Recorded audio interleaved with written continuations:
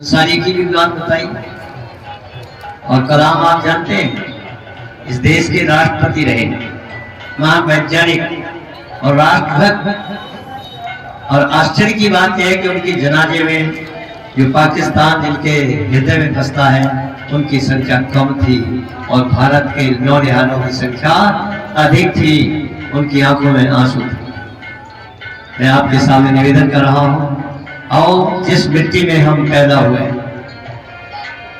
जिस मिट्टी का उगा हुआ अन्न हम खाते हैं, जिसकी हवा में सांस लेते हैं, जिसका जल पीते हैं, पानी पीते हैं, अपना जीवन जीते हैं, उसके प्रति हमको प्यार होना चाहिए, प्रीति होनी चाहिए। ऐसा नहीं खाएं तो हम यहाँ का और गाएं,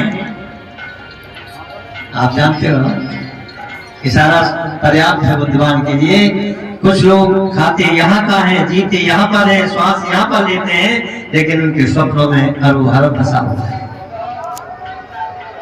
सब एक जैसे नहीं होते, ये भी अंतिम पंक्ति में उन्होंने बता दिया। तो राष्ट्रभक्ति से जुड़े मनोरंजन के तो बहुत सारे क्षेत्र होते हैं, क्यों जी, मेले में भी बहुत जगह चल रहा होगा, लेकिन ये वैदिक क्षेत्र मनोरंजन का क्षेत्र नहीं। राष्ट्रभक्ति और ईश भक्ति आपके सामने परोस करके आपको जागृत करना चाहता है, जगाना चाहता है। वैदिक क्षेत्र में जो भी विद्वान आता है वो आपको जगाने की बात कहता है और कहता है अपने गौरव को पहचानो, तुम्हारे महान पुरुष कैसे हुए। मर्यादा पुरुषोत्तम श्री राम का नाम राम नगरिया मेला है। सुझाव दिया गया रावण को, ए रावण तुम तो रूप बदल लेते हो, क्यों जी, रूप बदल करके जा सकते हो, राम का रूप थोड़ी धारण कर लेते। राम का रूप धारण कर लोगे, सीता तुम्हारे स्वयं स्वीकार कर लेगी राम समझ करके। लेकिन रावण क्या कहता है, यह कारज होकर देख लियो पर किंचित नाहि मिली सफलाई। ये कार्य करके तुम्हें बहुत पहले दे चुका हूं, तो अब मुझे सुझाव दे रहे हो। जैसे ही राम का रूप धर्म माता समान लगे पर नारी। मुझे माता के समान प्रत्येक स्त्री दिखाई देती है, मैं सीता के पास जा ही नहीं सकता। ध्यान रखना, श्री राम का ही वो चरित्र था कि जिसके रूप मात्र से रावण थर्राता था। लेकिन ऐसा तो नहीं है कि हम राम की संतान रावण के पक्षियों पर चल रहे हो। आज की जो घटनाएं समाचार पत्रों में आती हैं उनसे तो ऐसा ही लगता है, क्यों जी।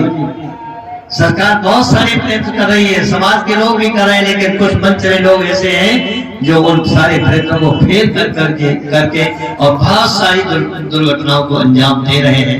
आज समाचार पत्र को उठा करके पढ़ेंगे तो भाई भाई का प्रेम कहाँ रहा है जी। हर रोज नई नित्य नई घटनाएं, एक घटना नहीं अनेकों घटनाएं आ रही है, और नारी जाति मातृशक्ति सुरक्षित दिखाई नहीं देती। भले हम कितना ही प्रयास करें, पता नहीं क्या हो रहा है। इसलिए आओ वैदिक क्षेत्र में अपने स्वाभिमान को जगाओ। वैदिक क्षेत्र आपको स्वाभिमान के जगाने की बात करता है, और विश्वबंधुत्व का पाठ केवल वेद की जो मान्यता है वही पढ़ाती है। अयम निजा परो वेति गणनालव चेतसाम उदार चरिता नाम तो वसुधैव कुटुंबकम। सारे संसार को हम अपना परिवार मानते हैं, ये हमारा नीति शास्त्र कहता है कि नहीं कहता। अरे ये मेरा, ये तेरा, ये तो दूसरे लोग गुणगान किया करते हैं, लेकिन आवश्यकता इसकी है कि हम अपने आचरण को सुधारें। श्री राम का आदर्श चरित्र था, वो चरित्र आज दिखाई नहीं देता, वो चरित्र दिखाई नहीं देता। लक्ष्मण का जो चरित्र था वो चरित्र आज दिखाई नहीं देता। हमारे तो शिविर का नाम ही चरित्र निर्माण शिविर है। अरे वेद की शरण में आओगे तो आपके चरित्र का निर्माण होगा। सुग्रीव ने कुछ आभूषण ला करके श्री राम के हाथों में दिए और कहा, राम लगता है ये सीता माता के आभूषण हो। जो कि एक महिला विलाप करती है, आकाश मार्ग से जा रही है, ले जा रहा है रावण, आकाश मार्ग से तो ले गया था, और वही रुदन करती हुई इन आभूषणों को डाल गई है, लगता है सीता के हो। तो श्री राम ने उन आभूषणों को किसकी ओर बढ़ा दिया, लक्ष्मण की ओर बढ़ा दिया। पास में बैठा था, भाई लक्ष्मण जरा पहचान करो भाभी के जेवरों की, सरल भाषा है ना। लेकिन वाल्मीकि के शब्दों में कहना चाहता हूं, लक्ष्मण क्या उत्तर देते हैं, ना हम जाना में केयूरे ना हम जाना में कुंडली नूपुरे कवि जाना में नित्यम पादाभिवंदना। मैं माता सीता के कुंडलों की पहचान नहीं कर सकता, बाजूबंदों की अन्य ऊपरी किसी जेवर की पहचान नहीं कर सकता। पहचान कर सकता हूं तो केवल नूपुर यानी भिक्षुओं की पहचान कर सकता हूं। क्यों? नित्यम पादाभिवंदना। मैं प्रातः काल और सायंकाल माता सीता का चरण स्पर्श करके आशीर्वाद लेता था। और यहाँ कितने भाई हैं जो अपनी भाई के पैर छू करके आशीर्वाद लेते हैं? क्यों जी? अरे भाई, बड़ा भाई पिता के तुल्य होता है और बड़े भाई की पत्नी क्या होती है? माता के समान होती है। तो यदि लक्ष्मण, ध्यान रखना, सीता के साथ कैसा संबंध रखते थे?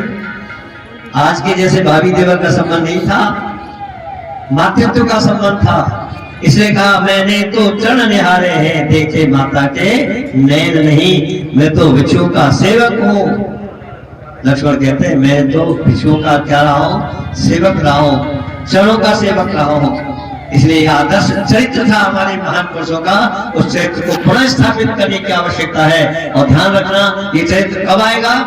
जब शिक्षा में श्री राम का चरित्र पढ़ाया जाएगा, क्योंकि हमारे मूल में शिक्षा है। महर्षि दयानंद ने ईश्वर के ओंकारादि नामों की व्याख्या के बाद दूसरे समास में कोई आवश्यक विषय वस्तु समझी तो केवल शिक्षा को लिया, और शिक्षा के द्वारा ही हमारा चरित्र महान बन सकता है। और उस प्रकार की शिक्षा अकबर महान था, ये पढ़ाते रहोगे तो कभी भी चरित्र नहीं सुधर सकता, क्योंकि वही पापी अकबर था जो मीना बाजार लगाता था, आगरे के अंदर भी और दिल्ली के अंदर भी, जो सत्यों की सत्य के साथ खिलवाड़ करता, उसे महान बताया जा रहा है। और तुम मातृशक्ति की रक्षा चाहते हो, ये कदापि संभव नहीं है। ये तभी संभव है जब हम महान योगी राज कृष्ण का या मर्यादा पुरुषोत्तम श्री राम का चरित्र है। आज उस चरित्र को परोसने की आवश्यकता है समाज में। वो बालकों के संस्कार बनाने हैं, प्राइमरी पाठशाला से ही हमें उनका चरित्र पढ़ाना होगा। उनका चरित्र कैसा था, अगर वैसा शिक्षा हमारी परिवर्तन होगा शिक्षा में, और शिक्षा हमारी भारतीय होगी, वैदिक होगी, तब जाकर के कहीं हमारे मानव समाज में सुधार आएगा। आप आते रहिए और दूर दूर से आए हुए भजनोपदेशक और उपदेशकों के वचनामृत का पान करके अपने जीवन में सदाचार की, सत्य की, न्याय की, अहिंसा की शिक्षा प्राप्त करते रहिए।